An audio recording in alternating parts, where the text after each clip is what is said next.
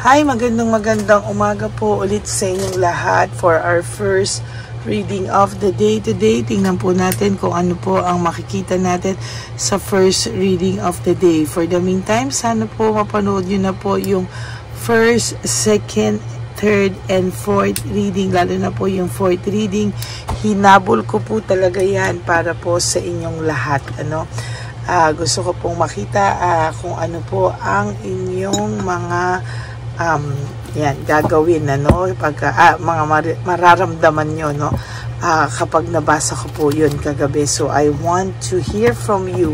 Sana po ay mapanood nyo po yan lahat at comment down po kayo para alam ko naman po ang inyong pakiramdam.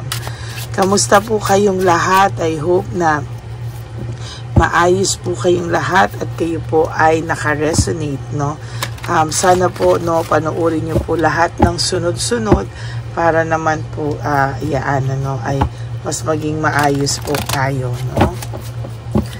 Mas maganda yung pagkakaayos, yung sequence po ng inyong pagkabasa para naman po makita ko po ang mga reaction nyo, kasi mas maganda po yung sunod-sunod kaysa po doon sa lagtaw-lagtaw, hindi nyo po mararamdaman.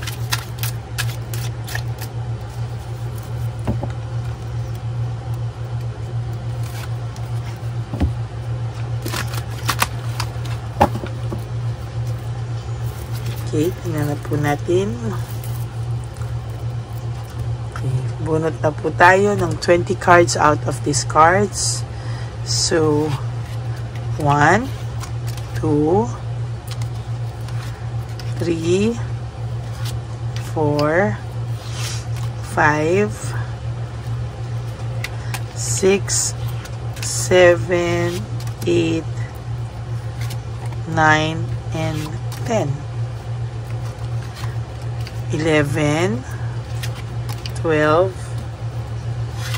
13, 14, 15, 16, 17, 18, 19, 20.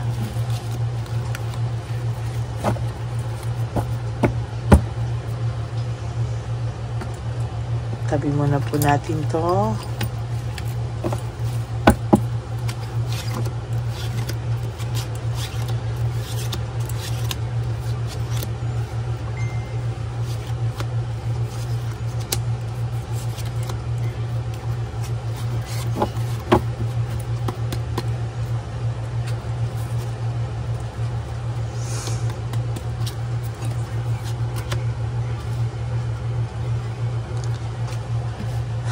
Hindi niya po talaga nakita, nung kayo po ay magkasama pa, hindi niya po talaga nakita kung gaano ka po kabuti sa kanya, talaga pong na-take advantage ka po niya talaga, at sasabihin ko po talaga sa iyo na marami po talaga siyang nagawang kasinungalingan sa iyo, at talagang ang dami niya pong false accusation sa iyo, Nangarap po siya, nangarap po siya ng ibang pangarap o ibang buhay na wala ka na po, hindi ka na po niya sinama sa mga plano niya, Ikaw po ay kasama siya sa lahat ng plano, ngunit po siya po ay umalis, At hindi ka po niya talaga sinama sa kanyang mga plano. Talagang nagkaroon po siya ng ibang plano. Akala niya po mas gaganda, ito po yung pinangarap niya, na mas gaganda daw po ang buhay niya, kung ano-ano po ang pinangarap niya, ngunit po siya po ay binalikan ng tadhana, Hindi po nagkatotoo lahat ng pinangarap niya, lahat ng financial na akala niya ay gaganda talaga ang buhay niya. Ngayon po panay po siya problema, struggles, at talagang sa nakikita ko po yung asang-asa po siya talaga, yung lakas-lakas po talaga ng loob niya. Ngayon po there is this weakness, nakakaramdam po siya ng matinding weakness, kung akala mo po itong taong ito kung ang tao pong ito ay nakikita mo na talagang dati po ay sobra-sobra po niyang saya, sobra-sobra po niyang yabang, ngayon po totally sabi ko, nakikita ko po dito talaga na bumaliktad po talaga yung kanyang mundo, no? Kaya po gusto niya muna pong mapag-isa, lumayo, mag-reflect, at sa nakikita ko po talaga ay hindi po ito matatahimik sa mga susunod na araw, no? Tunay po na siya ay nagre-reflect. Ayan, no, there's reflection. Gusto niya pong maintindihan ano daw po ang nangyari at talagang ano daw po ang ano daw po ang mangyayari at ano daw po talaga ang mga susunod na kaganapan sa buhay niya. Bakit daw po siya nagka-leche-leching ganyan, ano? Hindi niya po alam na ayan, no, hindi po talaga, no? Hindi niya po alam kung paano po niya iintindihin lahat ng mga bagay-bagay. Ang hirap, oh. Talagang nagulat siya sa turn of events na nangyayari sa kanya. Hindi niya po alam kung paano, kung saan, at kung ano ang nangyari, no? Dahil ito pong taong to, sinaktan ka ng sobra, alam niya po na baka ito ay balik sa kanya ng tadhana, baka ito po ay karma niya po, no? Hindi po tuloy siya makapagdesisyon sa buhay niya, what comes next, no? After po ng lahat ng ito, hindi niya po alam kung paano niya po yan haharapin, ano? Sa naiisip niya po ngayon, namimiss ka po ng taong ito, may pagmamahal pa rin daw po pala siya sa'yo, nagkamali daw po siya talaga sa kanyang akala. Ngayon po na dinadanas niya po ang lahat ng disaster sa kanya, lahat po ng hindi magandang nangyayari sa kanya, lahat ng karma niya po sa buhay niya. Ngayon niya po naiisip na may pagmamahal siya sa iyo, no? Hindi po tama yung lahat ng ginawa niya sa iyo, at ngayon niya lang po naiisip na lahat ng ginawa niya po sa iyo ay mali, no? Gusto niya muna pong magpahinga, gusto niya po munang iwanan ang lahat-lahat ng nangyayari sa kanya ngayon, at talagang true enough ang taong ito ngayon ay nakakaramdam ng matinding dagok po sa buhay niya. Namimiss ka niya pero wala siyang magawa, no? Talagang sabi ko po sa iyo, lahat ng mga pagsisinungaling nito sa iyo at lahat ng pagloloko niya sa iyo, binalikan po siya ng bonggang-bongga ng tadhana, no? At ngayon niya po nare-realize yung value at worth mo na hindi niya po pinahalagahan. Ngayon niya po naiisip yung inyong samahan. Ay, sinaksak po niya talaga ng sinaksak. Ngayon po lahat yan ay dinadala niya, no? Lahat ng ginawa niya sa iyong pangsasaksak ay siya naman po ang sinasaksak ngayon ng tadhana, no? Napakasaklap po, no? Napakasaklap po talaga ng nangyayari sa kanya, and very dissatisfied po siya sa takbo ng kanyang buhay. Hindi niya po alam, no, kung ano raw po ang nangyari, bakit ganito, pero sa totoo lang po, hinahanap-hanap ka niya, namimiss ka ng taong to, pero hindi po siya makalapit sa iyo, no? Talagang ang tingin mo po dito talagang sumobra na po talaga kasi yung mga ginawa niya sa iyo, kaya ayan, no, siya na po talaga ang hindi ngayon makalapit sa iyo. Totally siya po ay nahihiya, halo-halo po yung nararamdaman niya. Bakit hindi po siya makalapit sa iyo, no? Hindi niya po alam kung ano ang gagawin niya, hindi niya po alam kung papaano, at sabi ko nga po sa kanya, tinatapik ko po yung kanyang baraha, lumapit na siya, no? Kasi mas mahirap po na hindi pa siya lumapit, mas mahihirapan po siya sa mga susunod na panahon pag hindi pa po siya lumapit sa iyo.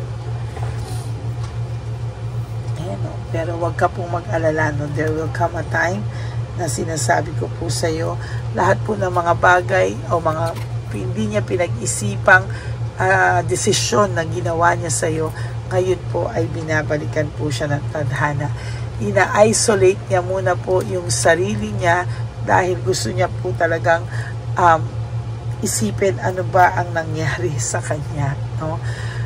Talagang ang tao pong ito ay totally burned out and overstressed sa kanyang sitwasyon. At ang sinasabi ko po sa iyo, there will come a time na ang taong ito ay lalapit sa iyo. He will ask for your help. He will ask for your opinion, at talagang sasabihin ko po sa iyo, ito pong taong ito talaga ay lalapit sa iyo at hindi po siya mapapakali nang hindi ka po niya makakausap, no?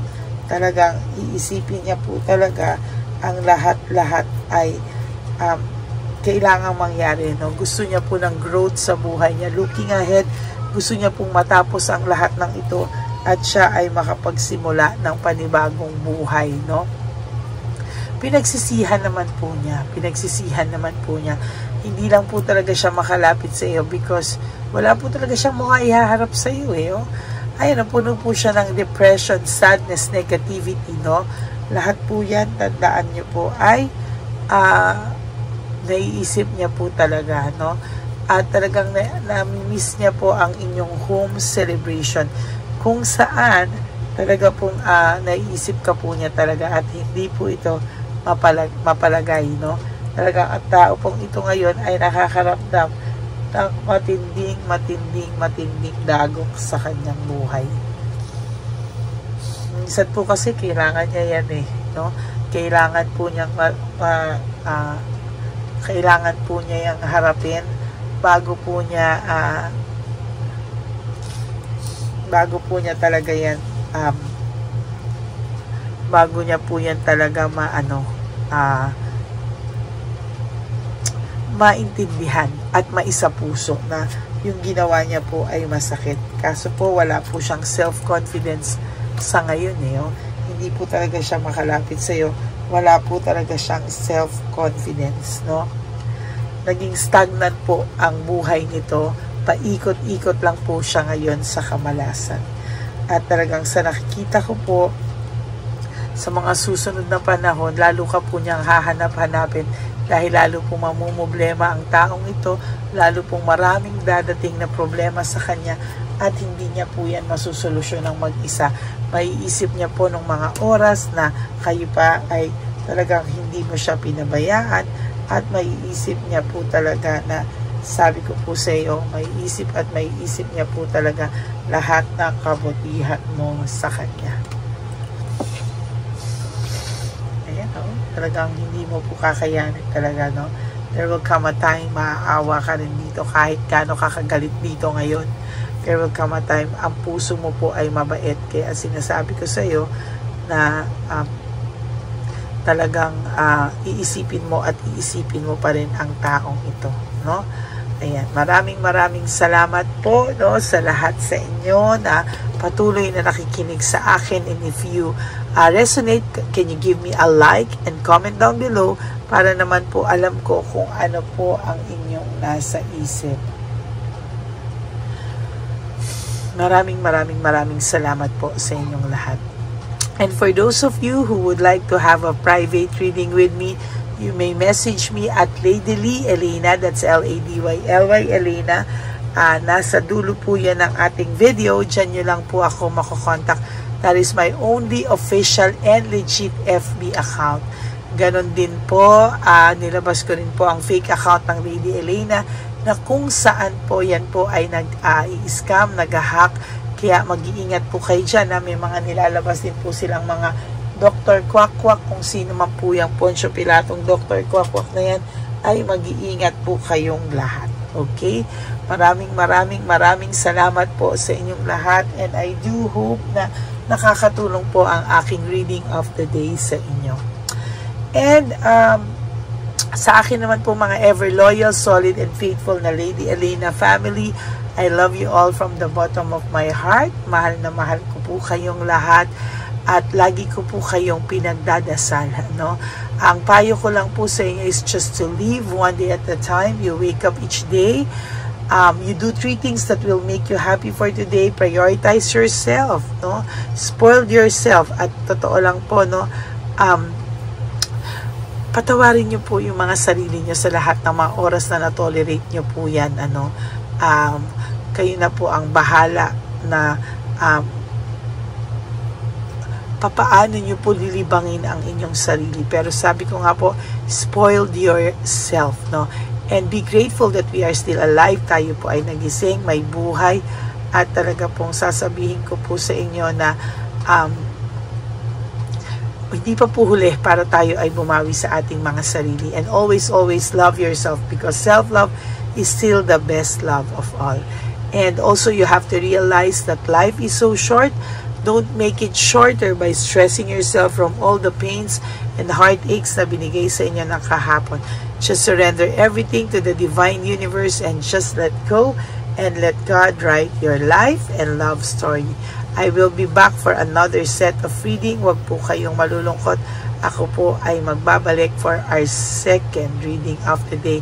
For the meantime, please watch nyo po yung first, second, third, and fourth kahapon para naman po makita nyo po na sunod-sunod bago po kayo lumagtaw dito sa first reading. Gabi ko na po nagawa yung fourth reading, but I do hope na mapanood nyo pa rin po lahat. Okay, maraming salamat po sa inyong lahat. And God bless you all. And thank you po for not skipping ads. Alam ko po, natulong nyo na po yan sa atin para po sa ating One Love a Day. Okay, God bless you po and I love you po. Okay, update po, may nagpanggap pong subscriber natin na siya po ay magpapahula sa fake na Lady Elena, kaya ayan, hinihingan po siya na $80 at ang cell po niya ay nabigay at nakuha. Ang pangalan niya po sa cell ay Julian Albert, siya po ay may cell account din, kaya mag-iingat po kayo.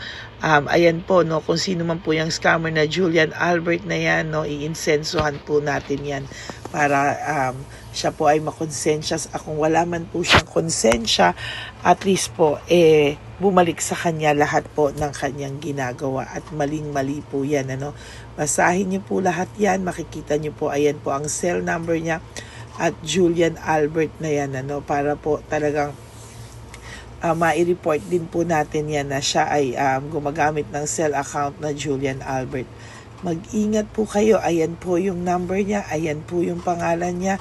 Huwag po kayong magpauto. Nakita nyo naman po, napakalayo po ng pangalan ko sa pangalan ng pinagsesendan nyo po ng account o ng pera. Kaya mag-ingat po kayo at beware sa scammer na to. At talagang ayan po, pinost ko po ang kanyang pangalan dito para maging babala po sa inyong lahat. Maraming salamat po. At mag-ingat po kayo, pakireport po ang page na yan, ang messenger niya na Lady Elena. Maraming salamat po and God bless you all. Ayan, sa susunod po makikita niyo yung account niya na ire-report niyo. Salamat po na marami. Magandang gabi po ulit sa inyong lahat. Ako po ay muling nagpapaalala sa inyo na mayroon pong lumalabas sa FB at Messenger account na fake account po, nang hihingi po ng $25 through PayPal at hindi po yan totoo. Huwag po kayong maniwala dyan. At pag sinabi mo po na gusto ko pong marinig ang boses nyo or makita kayo, ang sasabihin po ay magbibigay kami ng link. Buksan mo yan at pagkatapos ay makikita mo ako. Huwag po kayong maniniwala dahil yan po ay hindi totoo. Yan po ay isang malaking scam na pag binuksan nyo po ay mahahack po lahat sa inyo. Mahahack po ang inyong mga personal details. Lahat ay mahahack. Ako po ay nalulungkot na ito po ay nangyari, ngunit sa talagang may mga tao pong masasama at may mga tao po talagang hindi makatiis na hindi gumawa ng masama sa ibang tao. Pero maging aware po sana kayo, tulungan nyo po ako, i-report po natin yung fake na yan at sa FB para siya po ay mawala na at wala na po siyang mabiktima pa. Nandyan po lahat ng details at maraming salamat po sa inyong lahat. Maraming salamat po sa inyong lahat at mag-iingat po kayo.